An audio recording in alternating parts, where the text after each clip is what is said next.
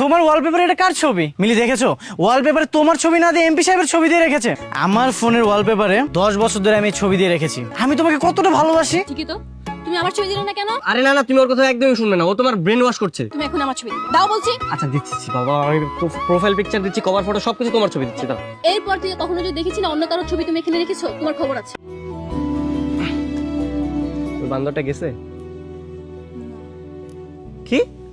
মিলে আমি বুঝলাম না, ওইখানে যায় না, তুমি ওর ঘাড় ধাক্কা দিয়ে বের করো না কেন? কেন রে ভাই? তুমি আমাকে ঘাট ধাক্কাতে বের করে দিতে যাচ্ছ কেন?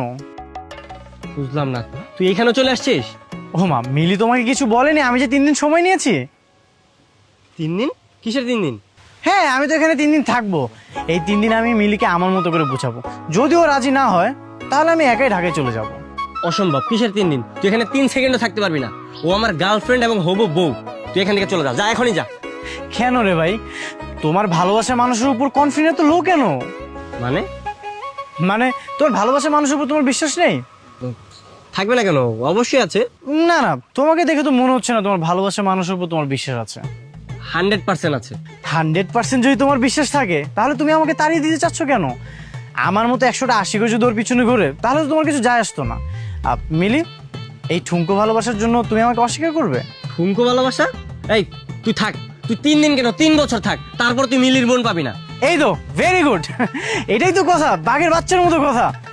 ও ঠিকই বলেছে। 3 দিন কেন, 3 যোগ আমার পিছনে ঘুরলেও না কোনো লাভ হবে না। এর থেকে ভালো সময় নষ্ট না করে ঢাকাতে ফিরে যাও। দেখি না একটু চেষ্টা করে, অ্যাটলিস্ট নিজেকে তো সান্ত্বনা দিতে পারবো যে আমি আমার ভালোবাসা মানুষের জন্য চেষ্টা করেছি। থাকুক থাকুক, তুমি আর আমি ঠিক থাকলে সব দুনিয়া ঠিক। Very good. আচ্ছা, এই পাগলটা আবার কই গেল? কি জানি। কোনো, আমার মনে হচ্ছে ওর মাথায় অনেক সমস্যা আছে, বুঝছো? ওর সাথে এত কথা বলার কোনো দরকার নেই। মাত্র 3টা দিনই তো, 3টা দিন শেষ হলো আর ঘাটটা ধরে বের করে দিবা।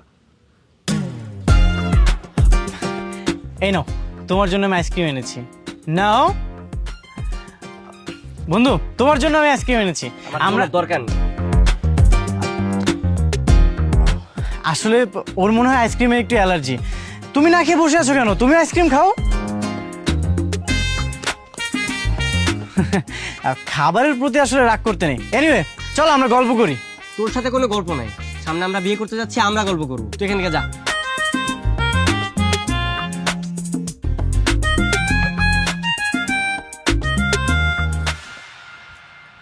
এইটা আবার কি? তোমার ওয়ালপেপারে এটা কার ছবি? আরে এটা আমাদের এমপির ছবি। দাও। এমপি সাহেবের ছবি? মিলি দেখেছো? ওয়ালপেপারে তোমার ছবি